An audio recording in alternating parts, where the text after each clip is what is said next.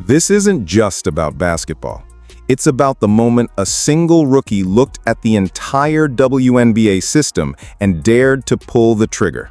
6 words. That's all it took to flip the balance of power, to turn whispers of frustration into a full-scale rebellion. The league thought they could silence her, dismiss her as just another newcomer complaining about calls. But instead, those words became a weapon, a shot aimed straight at the league's authority. And what followed wasn't just controversy.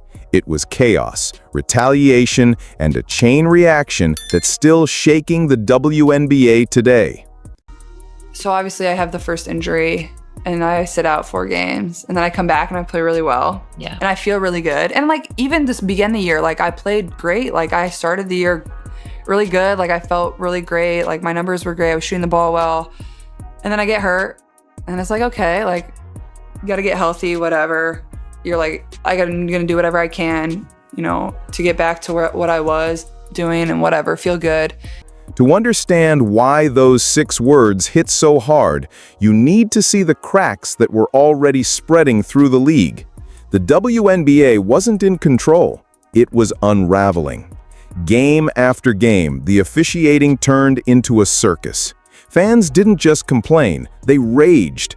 Players weren't just frustrated, they were calling it out publicly. Angel Reese said it was diabolical. Kelsey Plum called it absurd. Even coaches, the ones usually forced to bite their tongues, were speaking up and paying fines just for saying what everyone could see. And how did the league respond?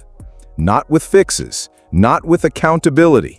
Instead, Commissioner Kathy Engelbert threw gasoline on the fire with a single tone-deaf comment. No winning team complains about officiating. Think about that. She wasn't just brushing off criticism, she was insulting the very stars that keep her league alive. The message was loud and clear. Your safety, your respect, your game doesn't matter. Just shut up and play. That's the environment Caitlin Clark walked into. A league on fire and leadership that didn't just fail to put it out, they poured more fuel. Caitlin Clark wasn't built to be just another rookie. From the moment she stepped onto the court, the numbers were staggering. A 55% spike in league viewership, over a quarter of the WNBA's entire economic activity tied directly to her.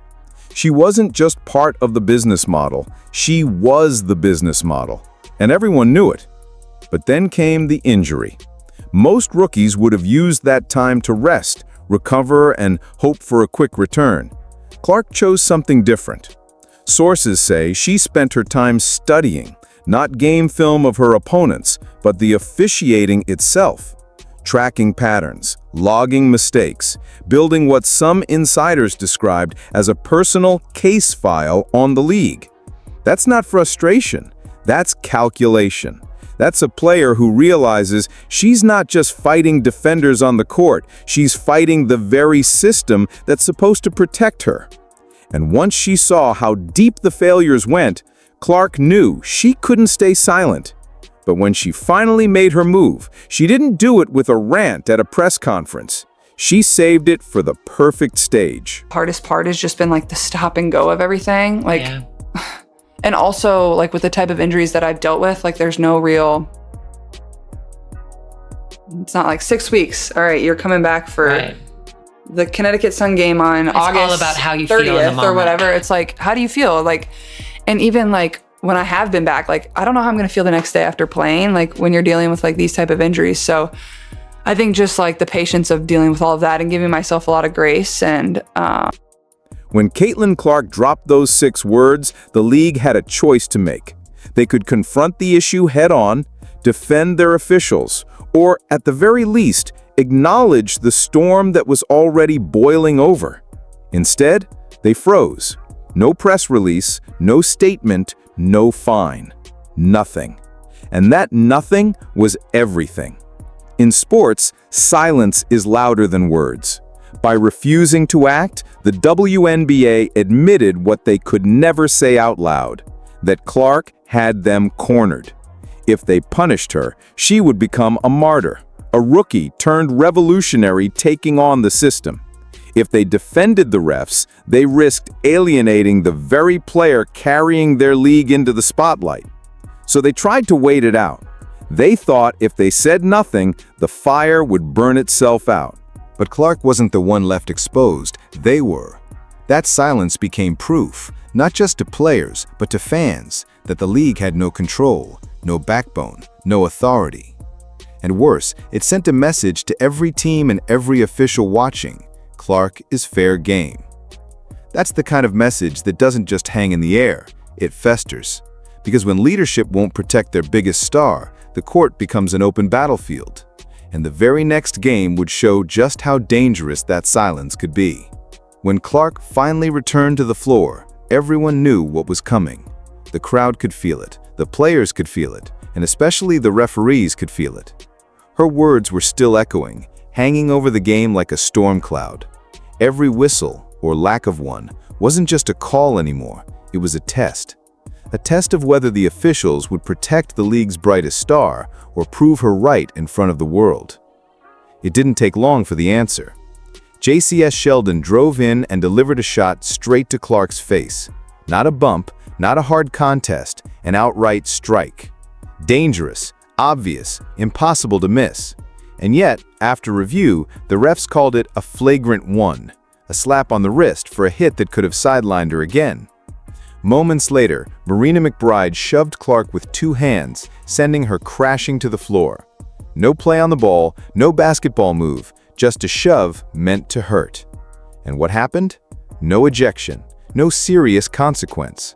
The crew chief, Ashley Gloss, later defended it, saying it didn't rise to the level of an ejection. The fans saw it, the players saw it, the world saw it. This wasn't about toughness or rookie treatment.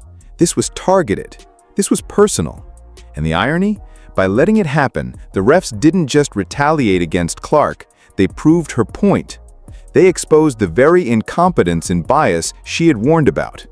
They sent a message that the league's silence had already made clear.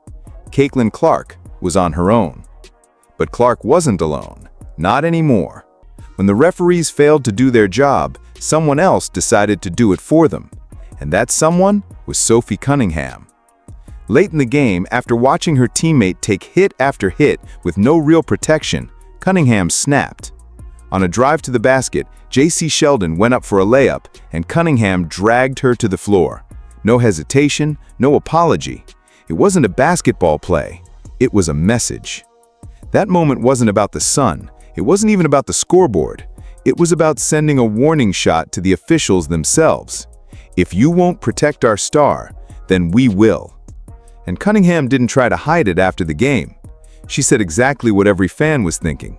The refs had been building this up for years by refusing to protect the league's top players.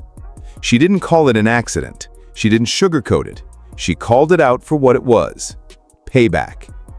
In that instant, Clark's 6 words transformed from a statement into a movement.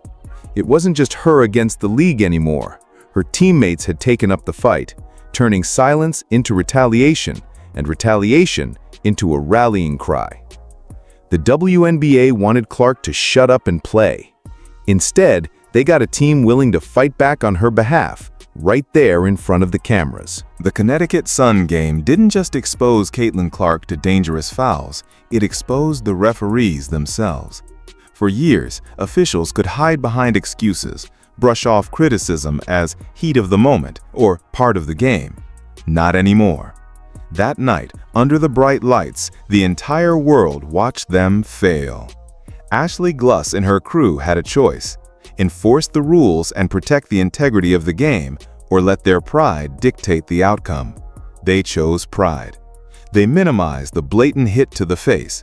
They shrugged off a two-handed shove. And in doing so, they proved Clark's accusation better than any highlight reel ever could. From that night forward, those officials weren't remembered for their careers, their championships, or their calls in big moments.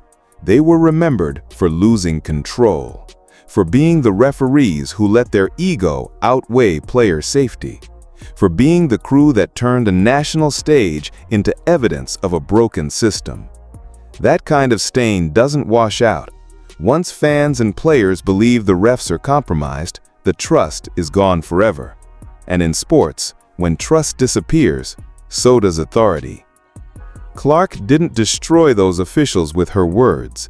They destroyed themselves by showing the world she was right. And with every replay, every slow-motion clip shared online, their reputations sank further into the ground. But this wasn't just about a few referees. What came next showed that the problem wasn't isolated, it was systemic.